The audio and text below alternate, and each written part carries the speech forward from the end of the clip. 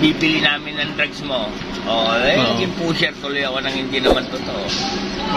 So sa madaling salita, na-sit up kayo? Na-sit up ako. So kaninong panahon yun, sir? Duterte pa naman. Kay Duterte? Duterte pa naman. Kaya nung si Bongbong ang umpo, ang sinabi niya, I don't want human rights. Ayokong ginaano yung mga ano. Pero ewan ko kung natigil o ano. Kasi sabi nila, under surveillance. Bakit ang mga surveillance natalo ako rito ng kaso, nanalo naman ako na apila, di bigyan ko sabihin, wala yun. Bakit ba ako under surveillance pa rin?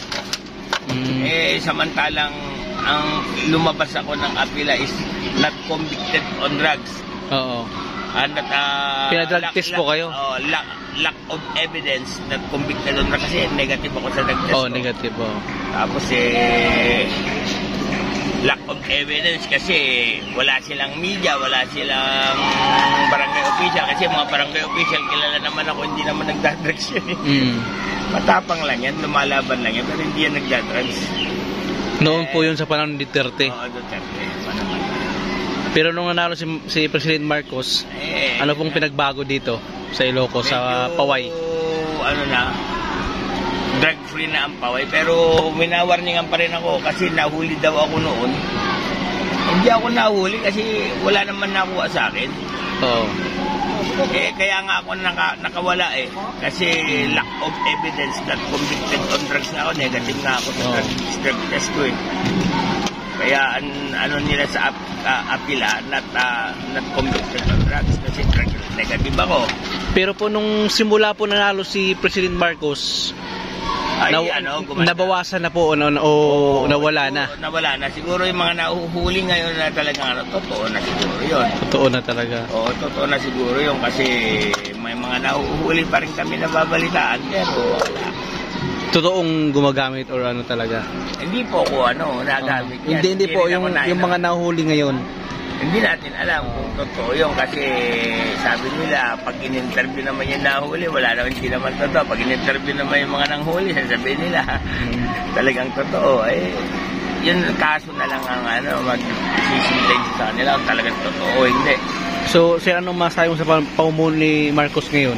Medyo naman huminto na siguro konti yung yung mga ganun na hold up. Hold up? Yung hindi naman hold up hindi naman ako na-hold up kundi kawawa naman ako. Na-sit up ka? Aangat yung rango nila. Ako naging 7 years ako ng Muntinlupa.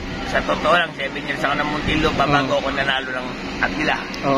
Kasi nung natalo ako rito sa mababang kapulungan inutusan ako sa Muntinlupa kami nagkawatak-watak na pamilya ko, may nagkaasawa na yung mga anak ko, yung asawa ko nagtrabaho na sa ibang lugar. Pero hirap pa rin ang So 7 years, so 2016 kayo, tapos kakalaya nyo po lang ngayon? Oo. Nung pagkalaya ko, sinetap ulit ako ng Apideo. Sinetap ka ulit. Totoo lang, pumasok ako ng janitor ng Jetro Pharmacy, nagwawalis ako. Diba ikaw si Ariel Dumlaw, ikaw yung nahuli noon? Opo. Ito na naman yung drugs mo, ito na naman yung pera na pambili namin. Kasi, pati brief ko, wala. Inubaran talaga ako, talagang pati bulsa ng brief. Tinignan lahat, wala. Sa lamesa, linapag nila yung yung drugs, tsaka yung yung pot money raw.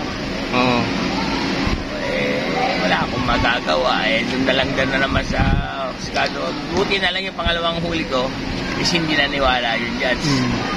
Ganon din ang ginawa niyang resolution, yung lack of evidence not convicted on drugs kasi negative ako drug test ko. Wala naman, yung mga pulis lang naman, yung mga PDEO lang naman nagsasabi na may nakuha sa akin. Wala naman silang media, wala naman silang hindi naman sabi ng media wala naman ako nakita nakuha sa kanya. Nasa lamesa na lang yung nasabi nilang drugs. Ganon din yung barangay official. Isang oras na ako nahuli yan, isang oras na bago ako tinawag. Na naman ako nakita na sa bulsa niya. Hubot-hubot nga yan ng natat niya ko, sabi nung barangay official. nanalo ako. So paano yung pangkabuhayan mo ngayon, sir? Hindi, ako ay sweet corn vendor na ngayon. Sweet corn, opo. Kaya lang,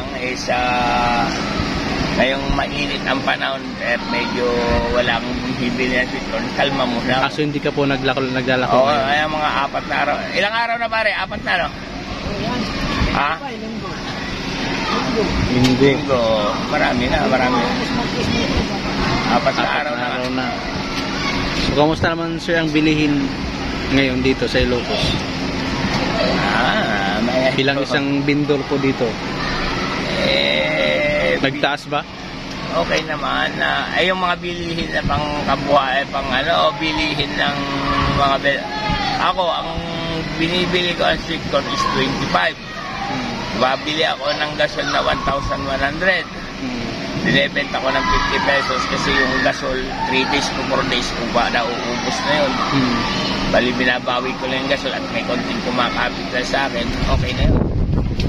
Habang wala yung mga hindi pa umuwi yung mga anak ko tsaka yung asawa ko, kasi doon na sila sa Manila nanirahan ko at nung nauwi ako. So anong masahe mo, sir, sa sa panunungkulan ni President Marcos ngayon sa Pilipinas? Medyo maraming na-stop na gawain itong mga natin ngayon, mga project. Oo, mga kapulisan natin ngayon at mga PDEA. Parang wala na ako nababalitaan masyado. May mabalitaan man ako, talagang parang totoo ang pagkakahuli. Hindi, sir, yung pamahalaan ni Marcos ngayon, yung especially sa mga project sa gobyerno, para sa mga tao. Kamusta naman si Marcos bilang Ilocano? Anong masabi niya? Maganda naman patakaran niya kasi idol namin yun. Siya ang founder namin ng Samahang Ilocano. Kasi Ilocano siya. Nanunungkulan siya dito sa Pilipinas. Kaya siya ang founder, ginawa namin founder. Siya ang founder talaga ng Samahang Ilocano. Sir, anong masabi mo itong mga gustong paalisin si Marcos? Ito yung abil. Sir, anong masabi mo sa mga gustong magpaalis kay Marcos sa Malacanang? Kasi gusto siyang i-impeach, gusto siyang patalsikin sa Malacanang. Anong gusto mong masabi? Wala pa naman nagagawang mali ang presidente natin at wala pa naman siyang hindi dapat kung tayo nga nagtiyaga tayo sa mga pinapatay na lang bista yung mga tao na walang kasalanan di ba marami tayo na balitaan sa Manila. Papatay mo na, lalaglagan ng siya, lalaglagan ng baril, lumaban. Wala pa naman tayo napabalitaan habang siya nakaupo. Kawawa naman yung mga panahon nung may mga kinasalvage, di natin alam totoo o hindi. Diba? Drug war noon, ang daming namatay, ang daming mga at ang namamatay pa naman yung mga naman hindi naman big time, yung mga pa naman, taong kalye lang o Ito, sir, anong masabi mo sa pinapakalat nila ngayon na nakita araw nila si Pangulong Marcos na nag-ano ng bawal na gamot? Hindi natin anong masabi mo doon? Wala tayong alam niya kasi hindi naman siguro totoo yan.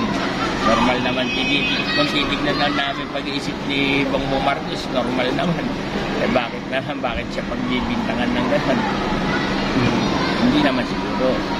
Kung ako lang sa isip ko lang hindi naman natin kung ako lang, hindi naman siguro. Marami lang naiingit talaga sa kanya, marami lang talaga na gusto siyang sirain. Sabihin natin na kasama ako isa hindi. Malabong mangyari yun, Oo, hindi. Ako ang isang tao na hindi lahat naman ng nauupo is ini-issuean ng ganyan. Sabi nila, gano'n din yung di ba? Lahat naman Pati si Delima, gano'n din. Baka babaeng tao, ang ganda-ganda, ang kinis na kutis. Kaya bihin nila, convicted din siya dyan. Kasi panahon ni Delima, nung kaalis ng Delima, mapunta ako ng Muntinlupa At nakita pa namin yung mga sinasabi nilang mga hindi naman siguro. Sabi niya, si Delima ang isang nag-ahawak na. Hindi naman siguro gano'n. nasa kulong din lang yung tao, na pagbintangan din siguro, na hindi naman siguro ganun doon. Ngayon, lahat na nauupo, talagang ganun naman talaga ginagawa, sisiraan at sisiraan siya ng mga gustong mapatalsik sila. Parang ganun ang ano ko para sa akin, parang ganun lang ang... O ito sir, anong mensahe mo sa kay Pangulong Marcos? Bongbong. Anong mensahe mo sa kanya? Pag ano siya, lakasan niya lang ang loob niya, pag ano siya, mga naninira, ganyan, bago mag-election, sinisiraan na siya eh. Nalit siya pa rin ng, talagang lakasan niya lang loob niya, talagang stay, put lang siya. Kung ano yung tama, yun lang ang gagawin. Yun lang. Yun, maraming salamat sir, no?